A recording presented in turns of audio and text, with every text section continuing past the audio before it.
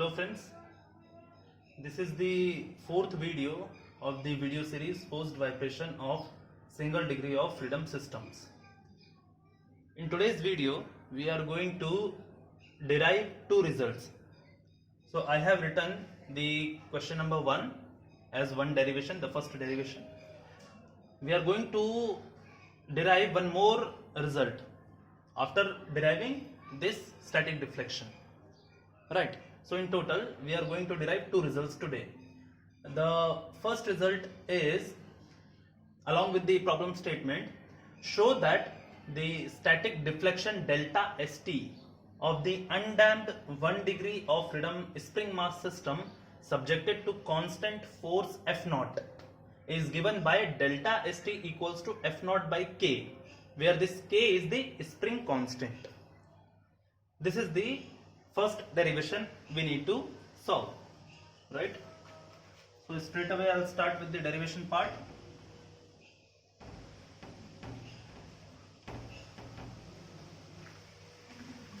So first of all I'll draw the system, the initial system I need to draw first of all. After that I'll apply whatever the force is given. Then I need to observe the free body diagram. So there are 3 steps in deriving this result. What are these steps? First of all, we need to draw the system which is given in the problem statement. Then we need to apply the force, whether it's a constant force or harmonic force, we need to see that. We need to apply the force to the system. Once we are applying the force to the system, we need to draw the free body diagram of the system. After drawing the free body diagram, we can easily get the result which is mentioned here. Right, so just follow these steps. So first of all, let us consider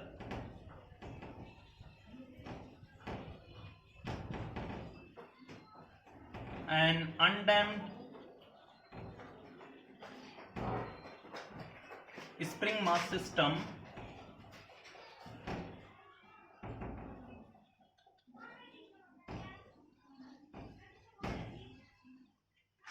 of single degree of freedom or 1 degree of freedom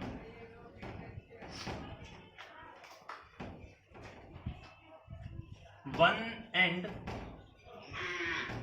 of the spring is fixed and other end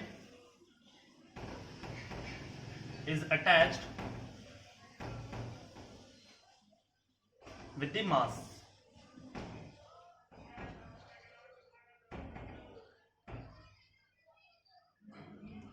Right, this is the initial case. So I will draw the case whatever I have described here.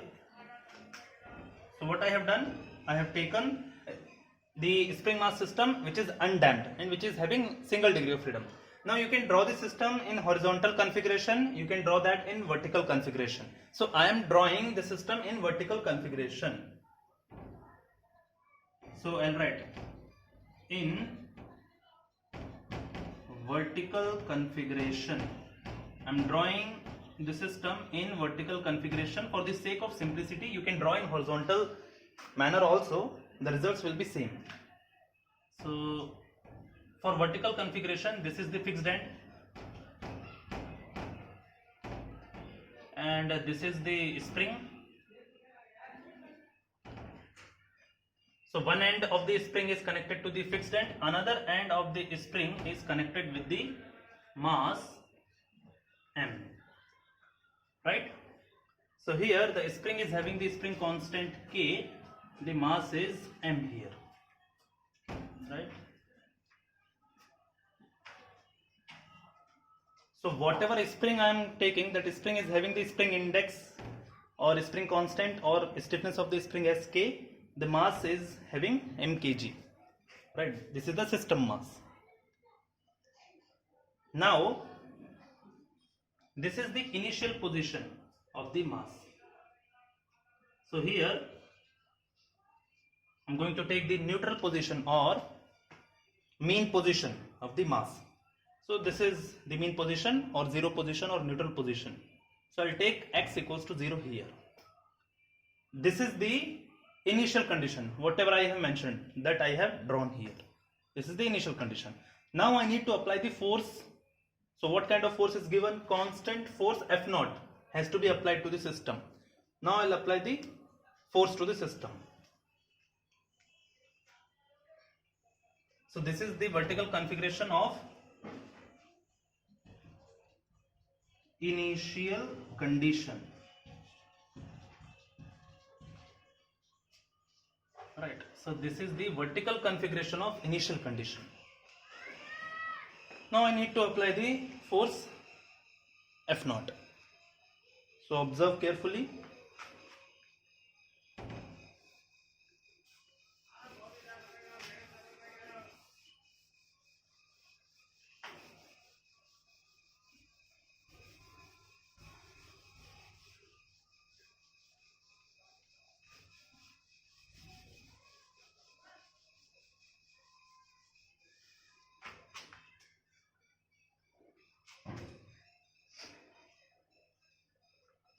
So I'll draw the initial condition here. I'll draw the final condition there on that side. So this is the initial condition. So whatever the vertical configuration you have drawn, once again I'm drawing that. You need not to draw it once again. I'm drawing because I don't have that. So what is the configuration given to you? The fixed end was given to you. One end of the spring is connected to the fixed end. Another end of the spring is connected to the mass m. This was given to you. The spring with the spring constant k, mass with the m kg. And this was the mean position where x was equals to 0 initially. Now I'll apply the force F0. Constant force F0 I need to apply because that is given in the problem statement. We need to apply the constant force F0. So I'll apply the constant force F0 to the system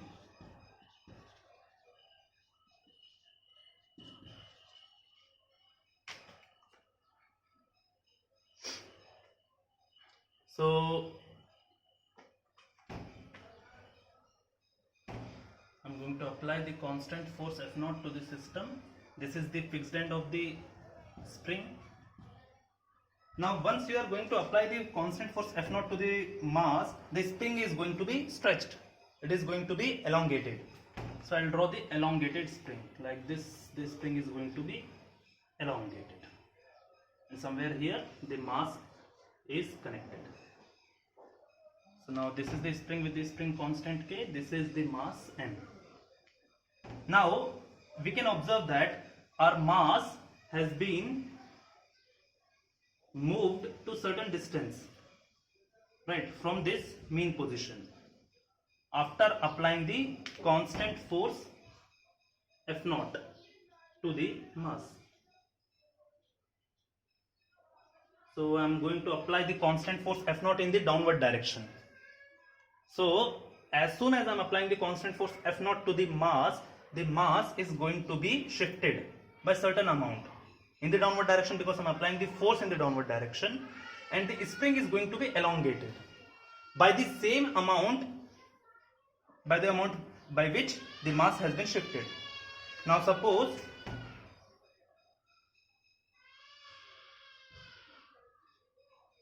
this much is the displacement of the mass, right? So the same will be the elongation in the spring, that we know. The spring will be elongated by the same amount by which the mass has been displaced in the downward direction.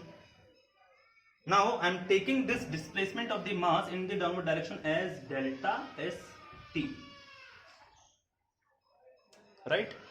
So we need to apply the force F0 in such a manner that the mass has to be shifted by certain amount, and we need to stop the system, or you can say the system has to be in static position.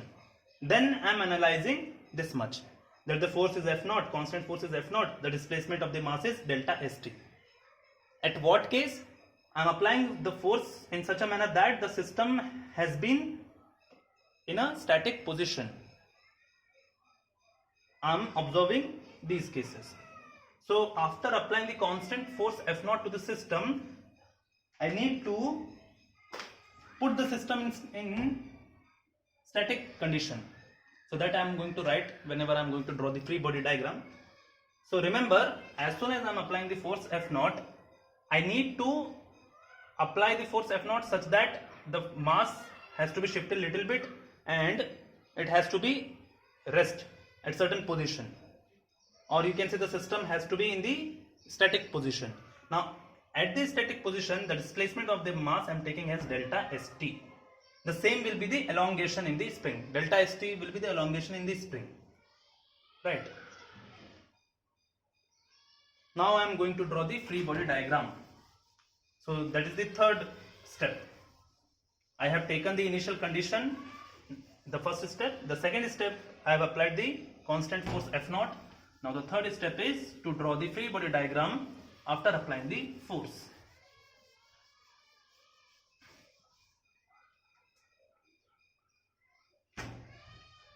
Now the free body diagram, the FBD of the system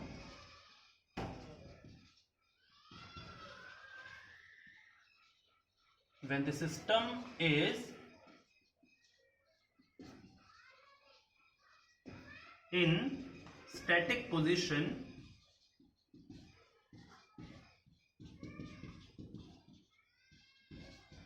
after applying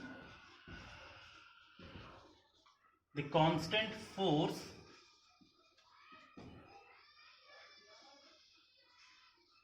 F naught. Now I am going to draw the free body diagram. So in free body diagram, I need to show all the forces which are acting on the system. So this was the system, this was the mass M. So the free body diagram is required to apply either Newton's second law of motion or D'Alembert's principle. For both of them, the free body diagram is required. So this is the mass M. I should only show the forces. So this is the CG and this is the downward force, which is the external force I am applying to the system. The magnitude is F naught and it's a constant force.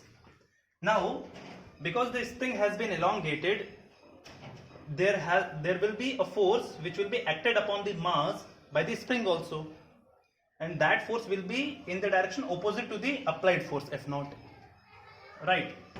So there will be a force, of the spring also. This will be the force in the spring. And what is the magnitude of the spring force? The magnitude of the spring force is spring constant into deflection in the spring. And how much is the deflection in the spring? We know that deflection in the spring is delta St only.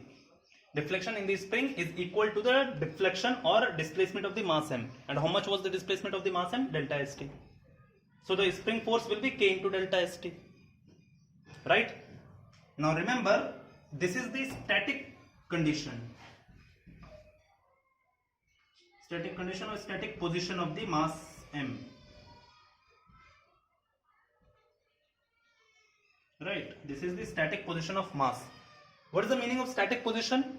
That means mass will not have any displacement, mass will not have any velocity, and mass will not have any acceleration at this point of time. Right? Now, I'll apply the Newton's second law of motion or D'Alembert's principle. Both you can apply. I'll simply apply Newton's second law of motion. So, applying Newton's second law of motion.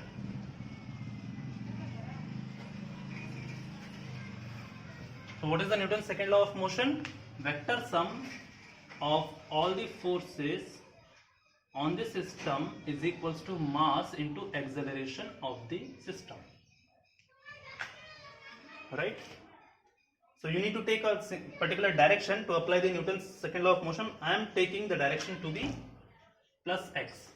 And which is my plus x direction? This is my plus x direction, remember. Downward direction is the positive x direction. This is the direction of the displacement I am going to take. Right? Downward direction is the direction of the displacement I am going to take.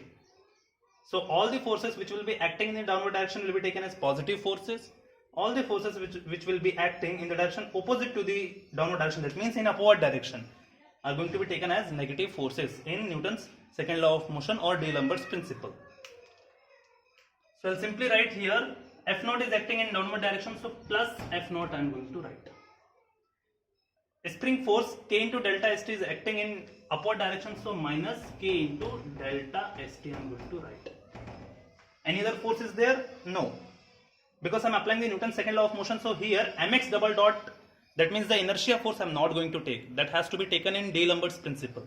I am applying Newton's second law of motion. So I will not take that mx double dot. So plus F naught minus K into delta St equals to m into, what is the acceleration? Acceleration is x double dot. X is the displacement, x dot is the velocity, x double dot is the acceleration. But here in this particular case, because the mass is in static position, that means there is no acceleration of the mass.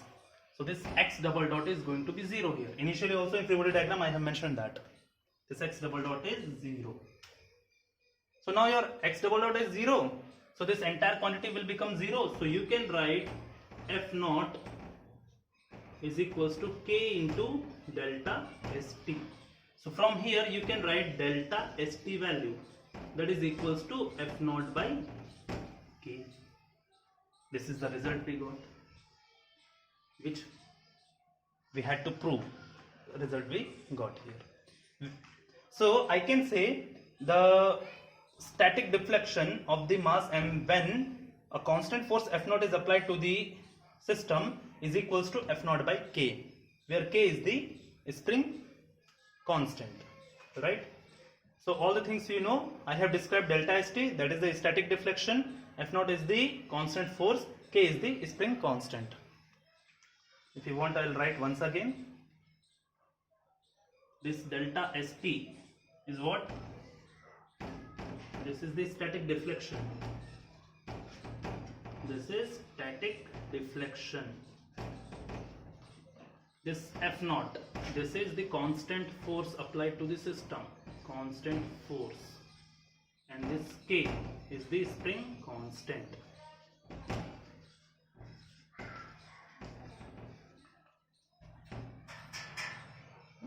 Right? So this is done. We got a result. Now this is the end of the video number 4 of the series Forced Vibration of Single Degree of Freedom Systems. Thank you.